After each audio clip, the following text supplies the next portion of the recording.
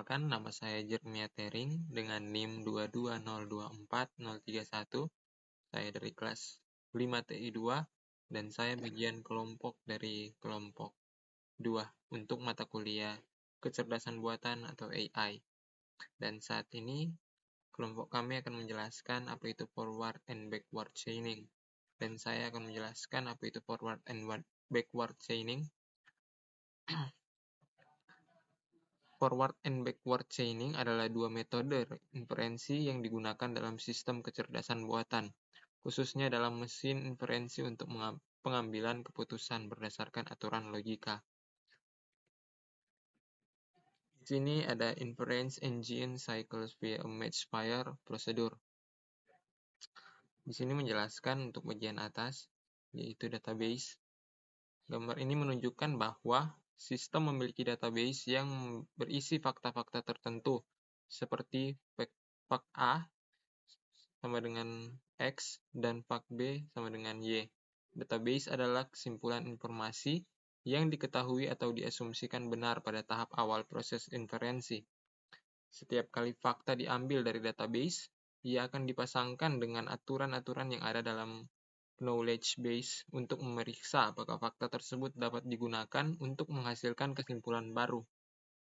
Dan di bagian bawah terdapat knowledge base, yaitu atau aturan. Ini menyimpan aturan-aturan logis, misalnya rule if A is X, then B is Y. Aturan ini membantu sistem untuk menentukan apa yang akan terjadi jika kondisi tertentu A is X terpenuhi dan akan menghasilkan kesimpulan baru, B is Y. Sistem akan mencoba mencocokkan fakta-fakta yang ada di database dengan aturan-aturan di knowledge base. Jika ada kecocokan, sistem akan menembakkan pair aturan tersebut, menghasilkan kesimpulan baru yang ditambahkan ke dalam database. Selanjutnya, siklus match pair. Siklus ini menunjukkan bahwa proses inferensi terjadi secara terus-menerus. Fakta dari database akan diolah menggunakan aturan di knowledge base. Ketika sebuah fakta memenuhi kondisi dalam aturan, aturan tersebut akan dieksekusi, menghasilkan kesimpulan atau fakta baru yang ditambahkan kembali ke database. Proses ini berlanjut hingga tidak ada aturan yang dapat dipakai lagi atau tujuan telah tercapai. Selanjutnya dalam penerapan pada forward chaining. Proses ini secara khusus menggambarkan cara kerja forward chaining, di mana sistem mulai dari fakta yang ada di database, mencocokkannya dengan aturan di knowledge base, lalu menarik kesimpulan baru. Setiap siklus terus berjalan sampai semua aturan yang bisa dieksekusi sudah dijalankan atau kesimpulan akhir sudah didapat.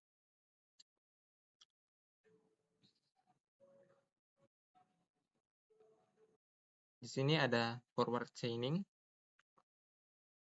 Forward chaining bekerja dengan cara memulai dari fakta-fakta yang ada dan mencoba menemukan aturan yang relevan untuk menghasilkan kesimpulan baru.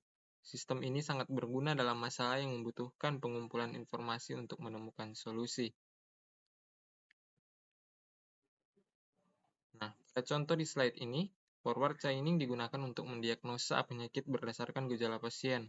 Dalam beberapa siklus, sistem menemukan bahwa pasien memiliki demam, infeksi bakteri, hingga kesimpulan akhir bahwa pasien mengalami radang tenggorokan. Sekian penjelasan singkat dari saya, dan akan dilanjutkan oleh teman anggota kelompok saya. Terima kasih. Perkenalkan, nama saya Rizky Abragis Molang. Saat ini saya akan menjelaskan tentang forward chaining XP. Rule number 1, if patient has sore throat and suspect a bacterial infection, then patient has strep throat. Rule number 2, if patient temperature lebih dari 100, then patient has a fever.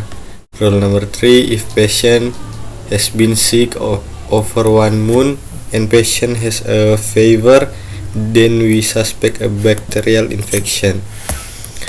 For chaining, cycle 1, rule 2, true, conclude, patient has a fever. Cycle 2, rule 3, true, conclude, bacterial infection. Cycle 3, rule 1, true, conclude, patient has stripped truth. Backward chaining goal-driven. Goal-driven try to prove a specific goal. Work backward from a conclusion and try to reach a set of conditions which establish that conclusion. Start with a goal and use this to establish a set of sub-goals. Continue until goal is proved or disproved or no more match. Backward chaining XP1. Pass number 1 database ABCDE. Knowledge base IND to Z, X and B and A to Y, A to X, C to L, L and M to N, goal Z.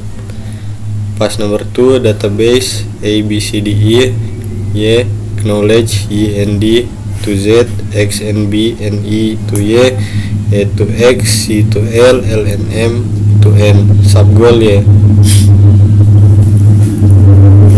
Pass number 3 database ABCDE X, IND to Z, X and B to A. Backward chaining XP1. Pass number 4 match fire, knowledge batch IND to Z, X and B and E to Y, A to X, C to L, L and M to N, subgoal X. Pass number 5 database ABCDE XY. Match fire, knowledge base IND to Z, X and B and E to Y, A to X, C to L, L and M to N. Pass number 6 database ABCDE XYZ. Match fire, knowledge base IND to Z, X and B to A to Y. Backward chaining XP2. Rule number 1, if patient has sore throat and suspect a bacterial infection, then patient has strep throat. Rule number 2, if patient temperature lebih dari 100, then patient has a fever. Rule number 3, if patient has been sick after 1 month and patient has a fever, then we suspect a bacterial infection. Start with same set of facts. Patient temperature 1.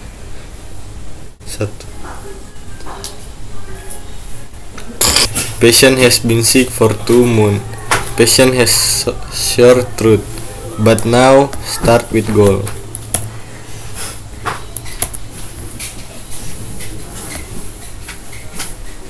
Belum tahu kok berapa detik. Iya.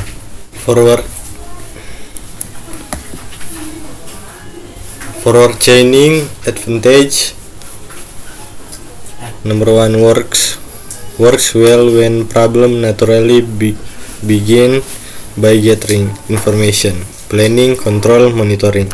Disadvantage, difficult to recognize if someone evidence is more important than others. May ask unrelated question.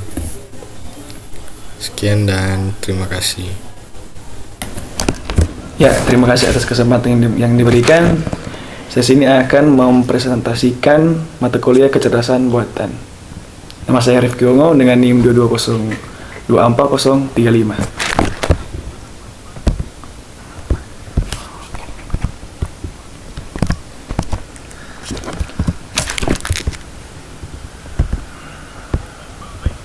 Ya, di sini saya akan menjelaskan tentang teknik pencarian. Yang pertama itu ada beberapa teknik yang dikembangkan. Teknik tersebut adalah seperti depth first search, depth first search, breadth first search. Kita lanjut depth first search.